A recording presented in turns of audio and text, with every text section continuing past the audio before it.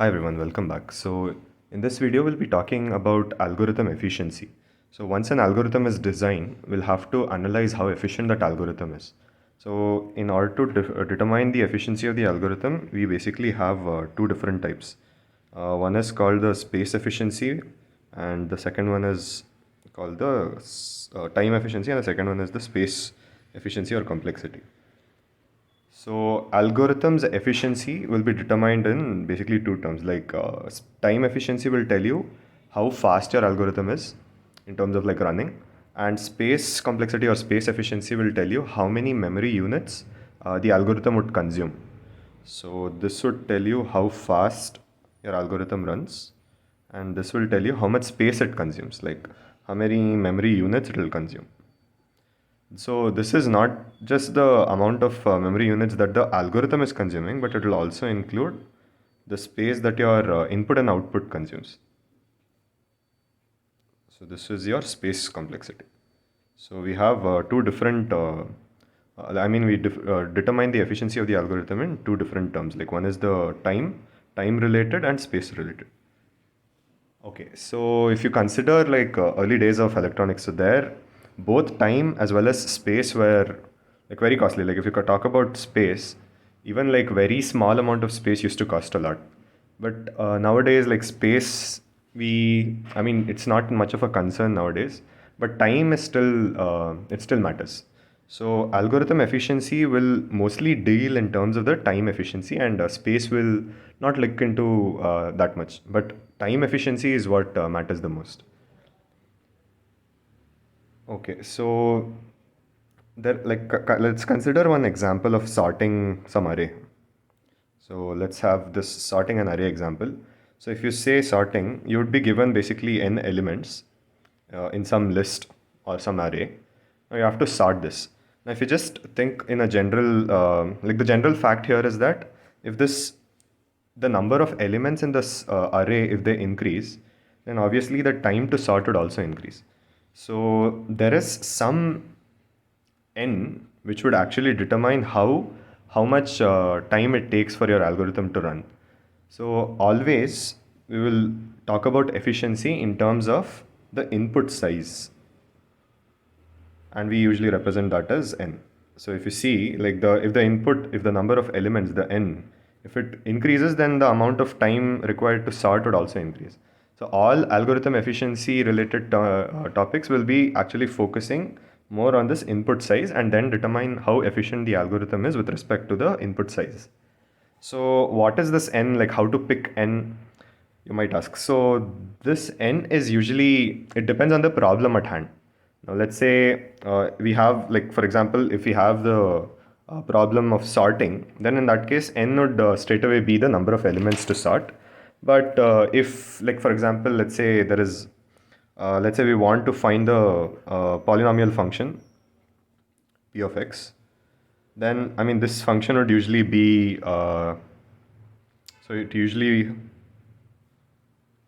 goes like this. Now in this case, here n you might actually keep as the maybe the degree of the polynomial function, or you can also have n considered as the coefficients.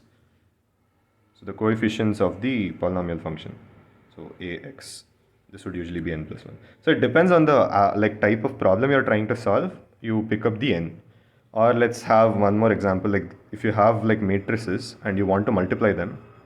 So in case of matrix multiplication, your n can be the order of the matrix, for example. But let's say the matrices, whatever you are trying to multiply, aren't square matrices.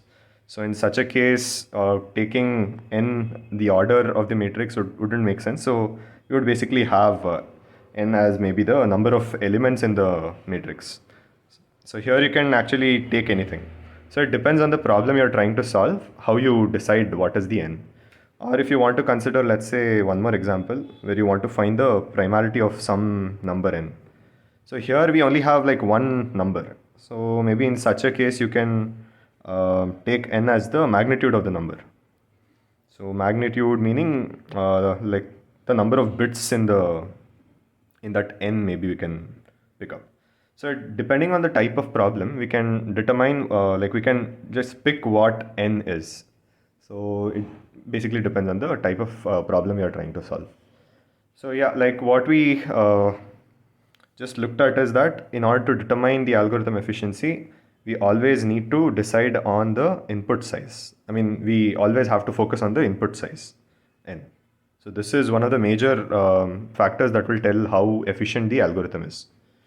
Okay, so once this is decided, now how do we measure the algorithm's runtime? Like how fast your algorithm is, like how do we determine that?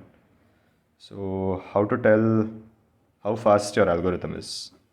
Now we can actually measure the algorithm's runtime in simple, like the basic or simplest way would be to make use of the unit of time to measure how quickly your algorithm is running. Maybe like you want to measure it in terms of seconds or maybe milliseconds. But if we take this as our like unit to measure time, then in that case there are like some drawbacks here.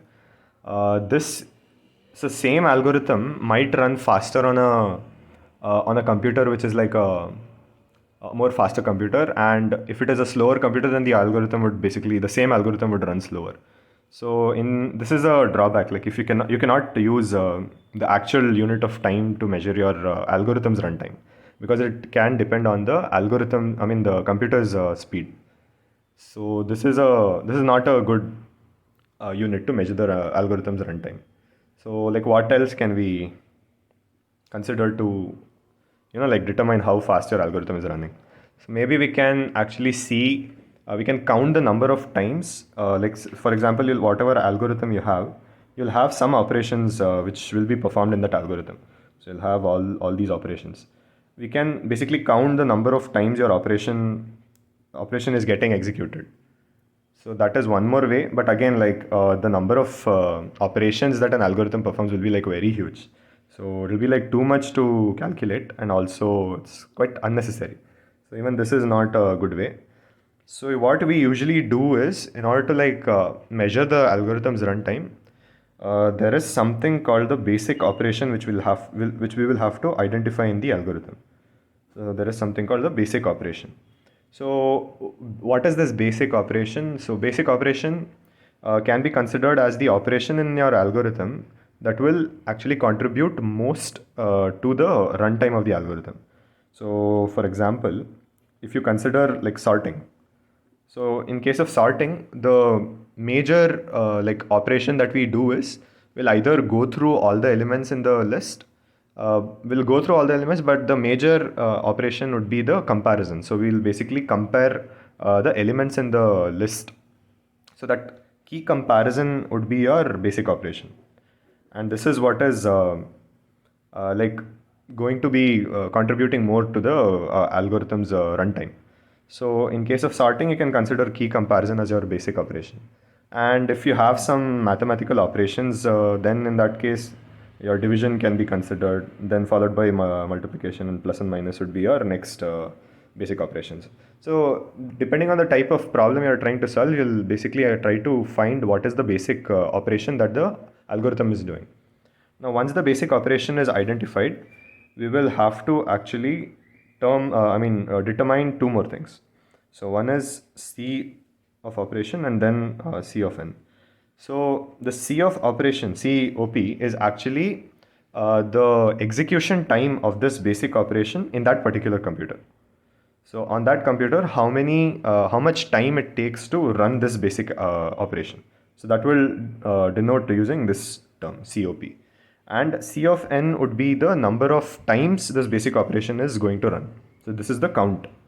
So this is the count of the number of times this will run, and this would be the execution time of that basic operation on some particular computer. So if we have these two known, then the runtime of that algorithm, let's denote it as T of n, this would basically be COP times C of n.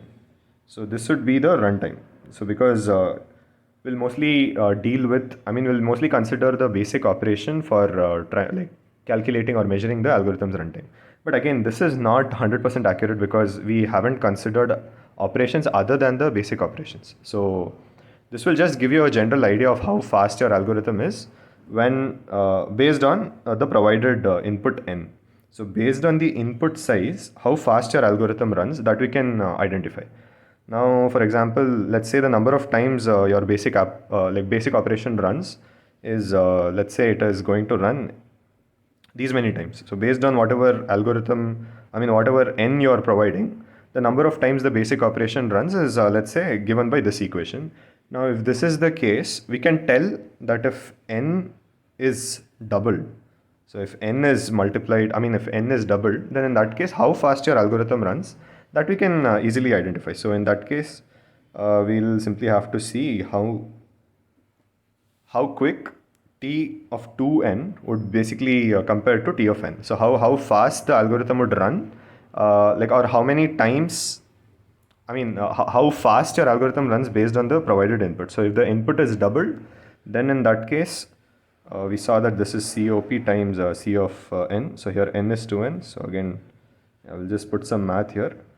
Now these two will cancel out. C of 2n would basically be, you will have, again this, so n here would be 2n by 2 minus 1, and then you have n by 2, n minus 1. So these two will also cancel out. Then you have,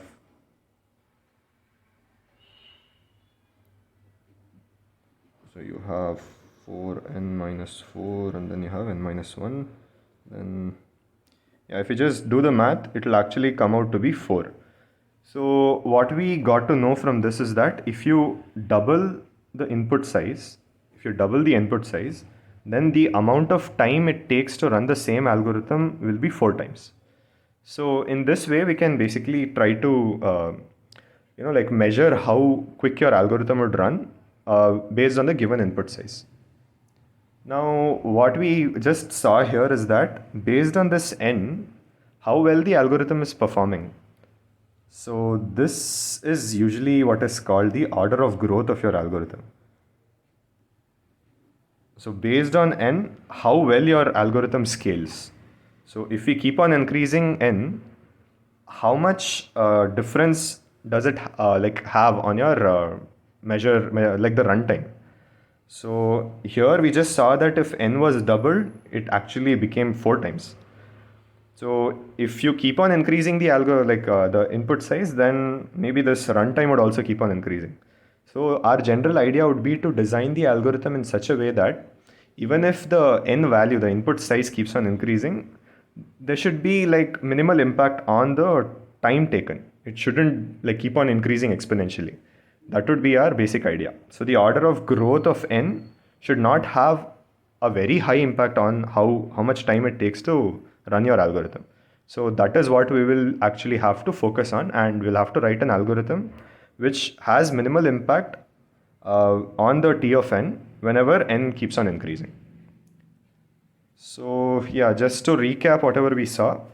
So we saw that algorithm's efficiency will calculate based on the time efficiency and space efficiency.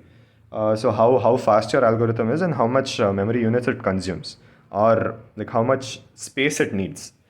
Those are the two things. We saw that space is not that of an issue nowadays, so we'll be focusing more on the time.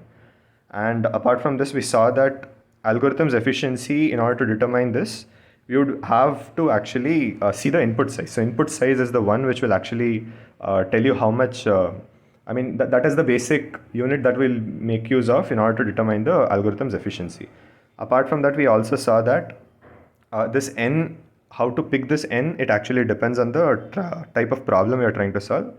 And also, in order to see how to measure the runtime, we saw that there is something called the basic operation that we'll have to identify in the algorithm.